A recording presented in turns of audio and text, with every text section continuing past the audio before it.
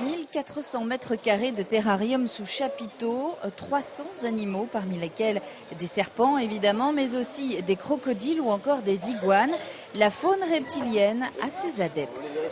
On sent que c'est tout assez visqueux, c'est bizarre. Ça sent que c'est des écailles, ça sent tout de suite que c'est des écailles. De toute façon, j'ai déjà vu, parce que nous, sur l'île, on a un zoo. Donc on voit les serpents, mais pas comme ça,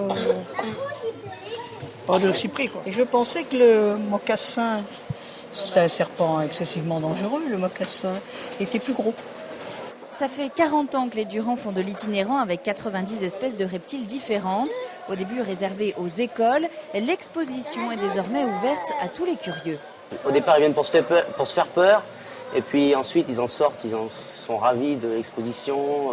Ils ont appris beaucoup de choses, beaucoup de préjugés qui sont effacés. On dit toujours un serpent, tout le monde en a peur parce que ça va forcément attaquer l'homme, chercher à vous mordre.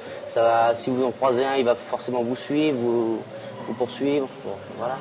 Donc en fait, c'est tout le contraire. Le serpent a plus peur de l'homme que l'homme a peur du serpent. Si la faune reptilienne n'a pas la même notoriété qu'un zoo, elle essaie quand même de garder sa vocation première d'éducation, voire de préservation de certaines espèces, comme le crotale sans écailles. Vous n'en trouverez pas un comme ça dans la nature, déjà. Parce que ça le fragilise en même temps qu'il n'ait pas d'écailles. Les spécimens albinos également vivent plus longtemps en captivité. Parce que leur couleur jaune et blanc très très claire ne correspond pas forcément avec la couleur qu'il y a dans la nature.